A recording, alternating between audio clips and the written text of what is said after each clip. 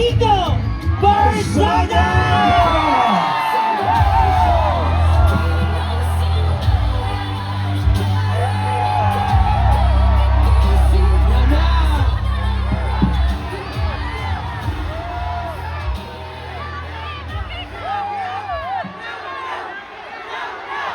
Meow! Good evening everyone! Wala tayo ngayon sa Crocodile Farm pero naalala pa rin natin sila tuwing nagbabayad tayo ng tax. Bagsak na ang ekonomiya ngayon, tataas na ulit ang gas next week at puro krimen na at nakatutok pa rin sila sa impeachment. Alam natin na walang pag-asang bansa natin ngayon sa gantong klaseng pamumuno. Puro magnanakaw na sa Kongreso, sa Senado, at sa Malacanang. May mananalo pa ba sa 2028 sa mga buhaya ngayon? Happy lang sila, nakaw lang sila. Pero sa 2028, babawian natin sila. For the bright future of our beloved nation, lalaban tayo. God bless everyone. Have a great night. Meow meow!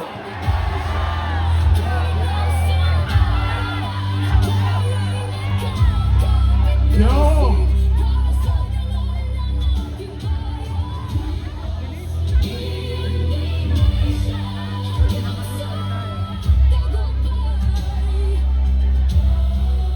Oh! Ano? Ano? Wow! Wow! I saw the sign! Ako parang humihina na. Parang low energy na kayo. Patasin natin ulit! I saw the sign! I saw the sign! I saw the sign! Yo! Gising na gising sila, oh! Gising na gising, alam mo, Dax, sila masasabi ko talaga. Gising na ang lahat! Parang mas gising ang grupo ko. Ano ko? Nagtataas ang mga kamay. Yung grupo mo parang antok na. Diba? Oh!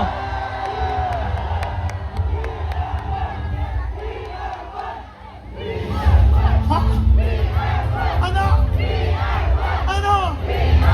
Ano? Ano? Ano? We are one! Wow! We are one!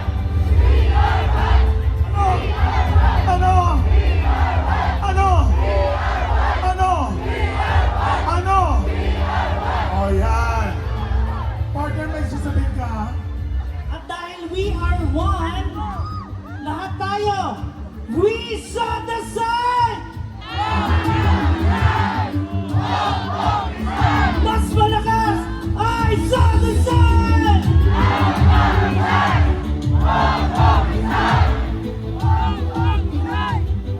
At syempre ngayon naman, para kumalma naman tayo, once again, palakpakan po natin si Sir Kiko. At Ito po sa Adia, At si maraming Mike? salamat po. Ang youth representative, si Mike. at si Sir Michael. Ngayon naman, syempre tawagin natin para handugan tayo ng awitin. Palakpakan naman po natin Mr. Christian Cruz and J. Chris Pasral. Oh, nasaan yung mga palakpakan? Nasaan yung mga sigawan? Hi! Hello po! Mga kababayan! Naririto po ako sa inyong harapan. Hindi upang pangunahan na magkagulo tayong lahat. Tayo ay naririto upang marinig ng nasa palasyo ang ating hinaing, ang ating dinadaing, kung paano niya tayo pinapahirapan. Ako ay isang kabataan na namulat dito sa ating bansa.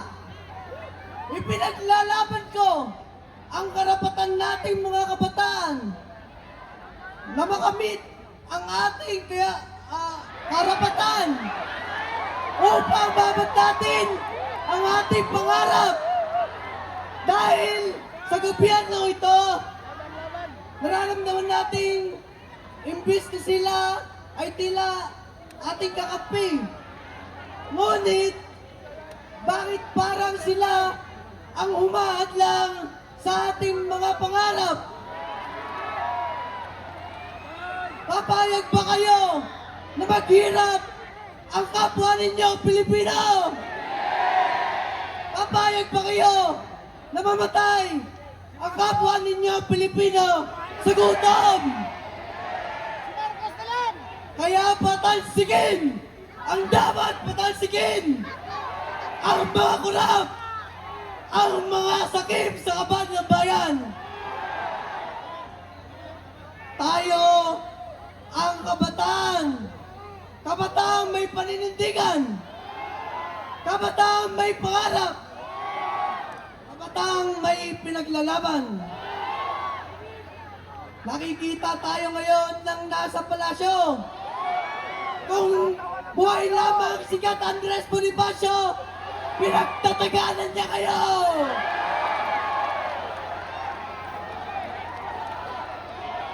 Kung buhay lamang si Dr. Jose Rizal, sinampal na niya kayo ng libro!